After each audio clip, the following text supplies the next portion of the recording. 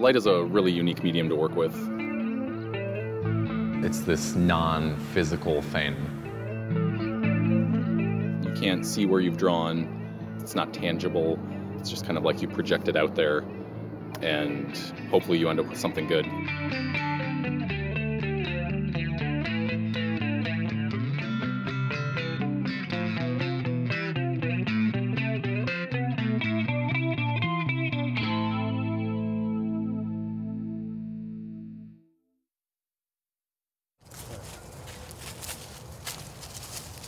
I think it helps me a lot in doing these light drawings to think of the light source as a pen and the camera as a piece of paper.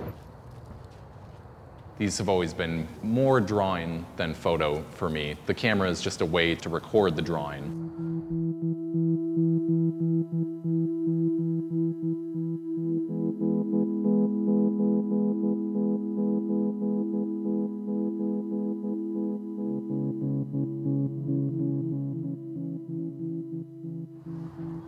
It's getting lower. My girlfriend Taylor helps me out a lot with these drawings, and so she's going to be here tonight.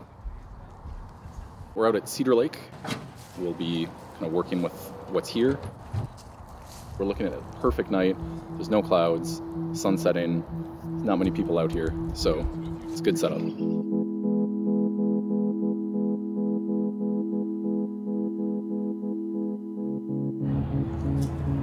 I think that'll be awesome. This mystery rock comes rolling into the frame. The light drawings I make have no kind of manipulation or anything like that. It's all done through the normal standard photographic process. There's no Photoshop used. There's no other kind of weird post-processing tricks to use. I like sometimes thinking about these light drawings as making like a residue of the space.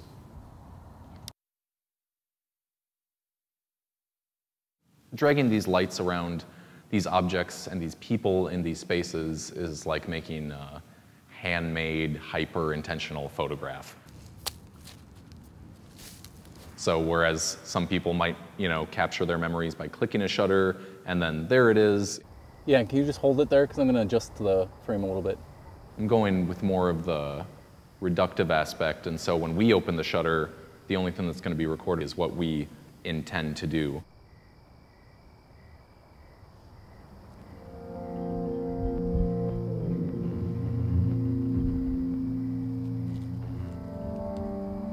These lights, I believe they're originated to be used for night fishing, to be put in bobbers at night. They're amazing little lights. They're about an inch long, tiny little pins. About 90% of them is battery. They got a little LED on the tip, and they last for about 20 hours.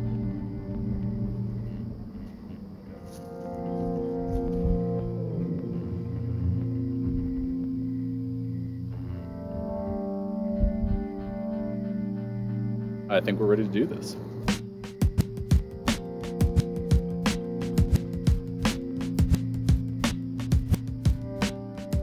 I've been drawing ever since I can remember. My mom's got this story where I would always take the black crayon out of the crayon case and not use any other colors.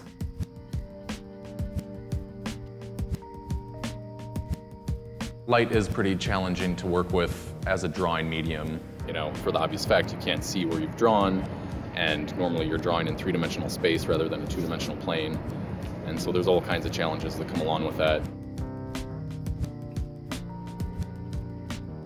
It's really finicky, the same way that maybe you'd be drawing with a pen on paper, and if it's a really inky pen, you stop on one spot, the ink will just bleed out.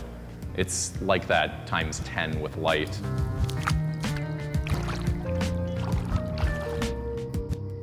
Ideally, you're doing your drawings in complete darkness. You can't see the environment you're drawing in. You can't see the edges of the frame, so you have to kind of do a lot of planning and get that all kind of figured out ahead of time, and then keep it locked in, concentrate, focus.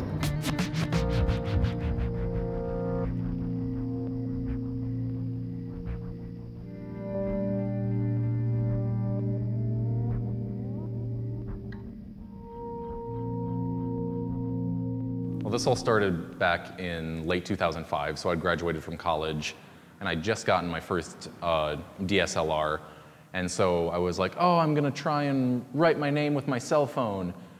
And so set it up and opened the shutter, and wrote my name, and then closed the shutter and looked at it. I'm like, oh, that's so cool. And then I'm like, I'm gonna try and draw a face with my phone now. You know, you can look at that and it's pretty obvious. It's like, oh, yeah, it's a crappy drawing of a face. But to me, it was just like, ding, you can do drawings with the camera.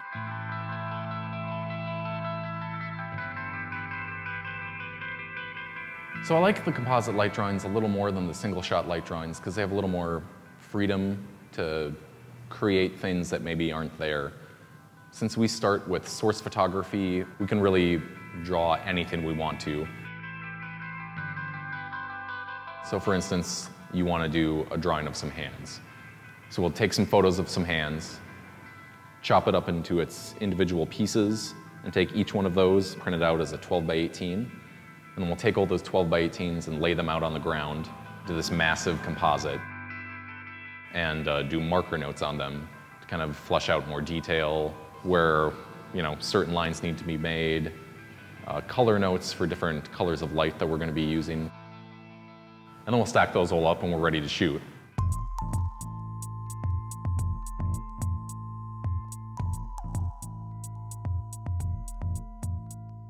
So when we shoot, I sit at one end of a low table and the camera's on the other end of the table. And between us is this piece of cardboard with a window cut out of it, the same size as the 12 by 18 printouts that are sitting next to me. And I'll look at the first reference print and I'll memorize all the lines and the forms and the shapes in it. And then I'll turn all the lights off, open the shutter, and draw in that cardboard mat what I remember seeing on that reference print.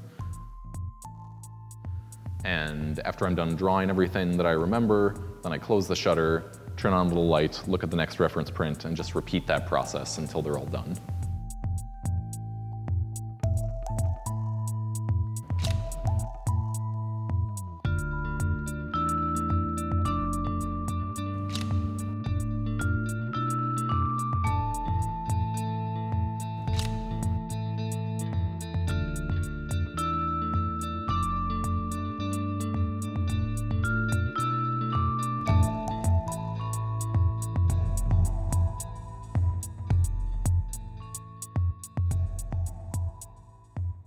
I really feel like this is an area of photography that hasn't had nearly enough exploration, where we're kind of looking at a camera in a completely different way.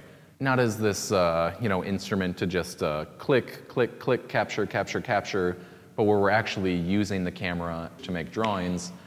And I don't think we've even come close to realizing all the possibilities. And I'm just trying to chip in on that exploration.